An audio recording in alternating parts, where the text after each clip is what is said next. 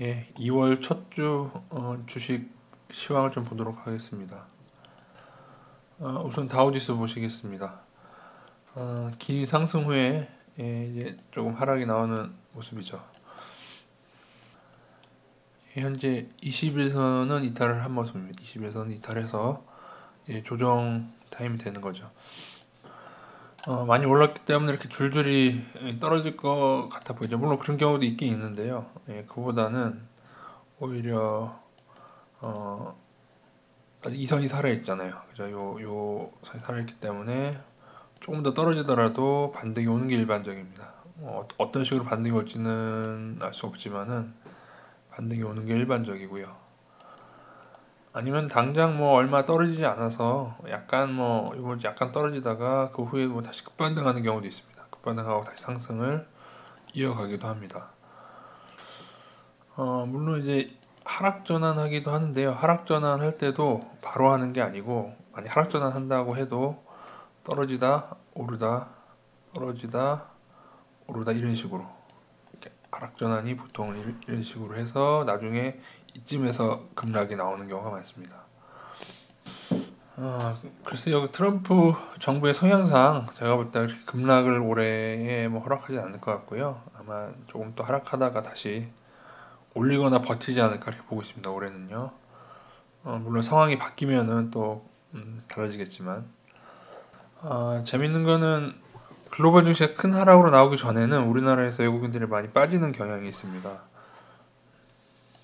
그래서 우리나라의 외인 추이나 우리나라의 모습을 잘 보면은 그 조정의 폭도 대충 가늠할 수 있는 경우가 많이 있는데요. 그래서 우리나라를 좀 살펴보도록 하겠습니다. 이 코스피 지수입니다. 코스피 지수. 코스피 지수 뭐 하락은 했지만 여전히 상승 추세권에 있고요. 긴 그림상으로 봤을 때 이게 횡보를 많이 했었기 때문에 그동안 힘이 응축돼서 급하게 오르고 있습니다. 좀 하락은 할 수 있겠지만 어느 정도 하락하고 나면은 개인적으로는 다시 오르지 않을까. 이 하락폭은 글쎄요, 이렇게 크지 않을 수도 있습니다. 생각보다 의외로 조금만 떨어지고 다시 상승하게 될 수 있다고 보고 있는데, 그건 뭐 외인의 수급이나 여러 동향에 따라 다르겠죠.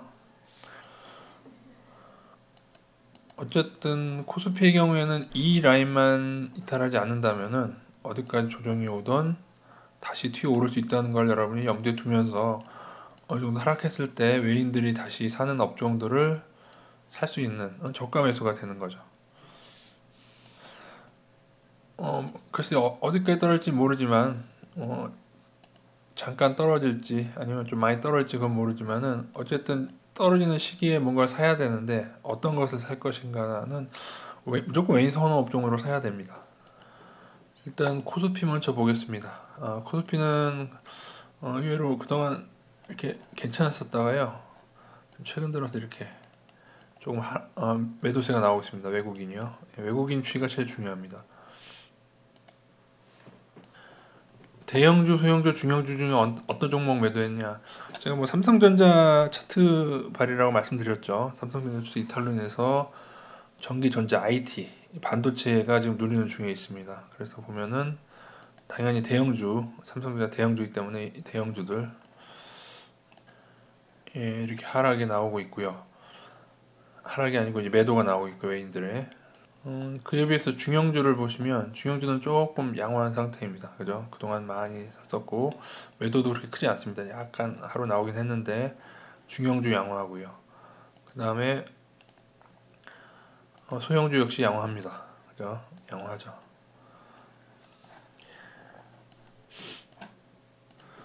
좀 정부의 정책하고도 맞물려 있죠. 정부의 정책도 이제 중소기업들을 육성하는 정책을 쓰고 있기 때문에 중소기업, 중형주, 소형주 양호한 상태입니다.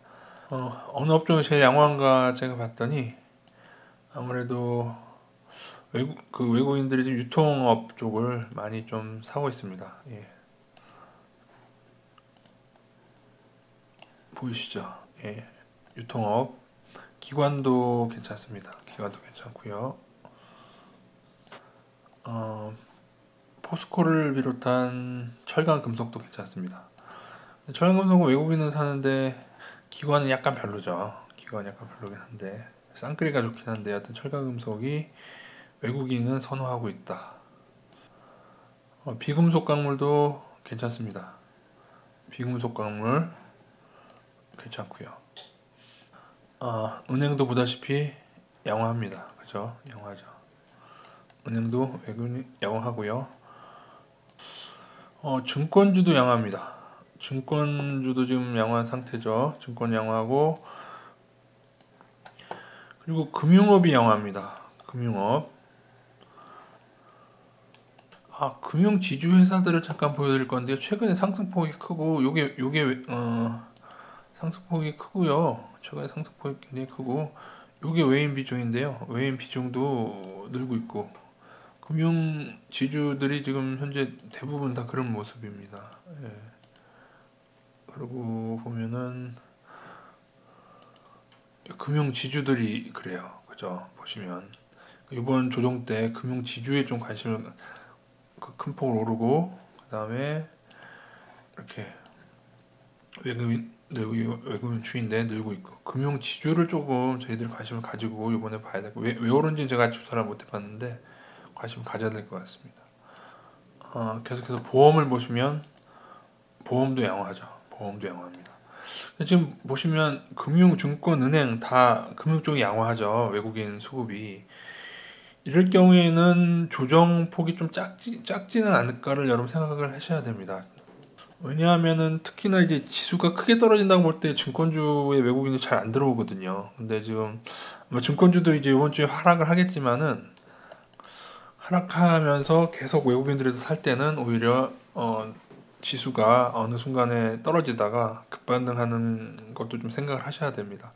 물론 지금 반도체들이 하락하고 있어서, 반도체의 삼성전자가 제일 시총이 크니까 지수에 부담이 되긴 하겠지만은, 반도체도 어느 정도 하락하다가 뭐 좀 하락이 멈추는 순간 좀 다른 금융 쪽이 오르지 않을까, 그런 것도 좀 생각을 하셔야 될 것 같습니다.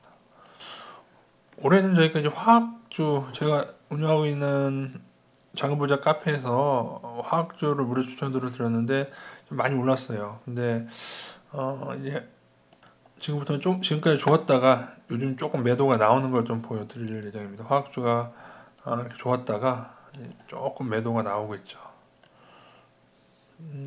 하나케미칼, 롯데케미칼 추천드리고 많이 오르고 있긴 한데 조금 줄여놓은 상태입니다. 건설도 그렇죠. 건설도 좀 양호했었다가 다시 조금 매도가 나오네요. 물론 이걸로 뭐 매도가 계속된다고 볼 수는 없고 왔다 갔다 할 건데 다시 또 더 들어올 수도 있겠죠. 일단은 건설도 약간 매도가 나오고 있고요. 또 반대로 좀 별로였다가 최근에 조금 매수세가 나오는 게 있긴 하죠. 보시면은 운수 장비 그냥 뭐 조금 왔다 갔다 별로였다가 또 다시 매수로 하는 운수 장비 종목. 그리고 마지막으로 외인들의 뭐 매수세가 크진 않은데 뭐 양은 작지만 그래도 종이 목재도 이렇게 조금씩 들어오고 있고요.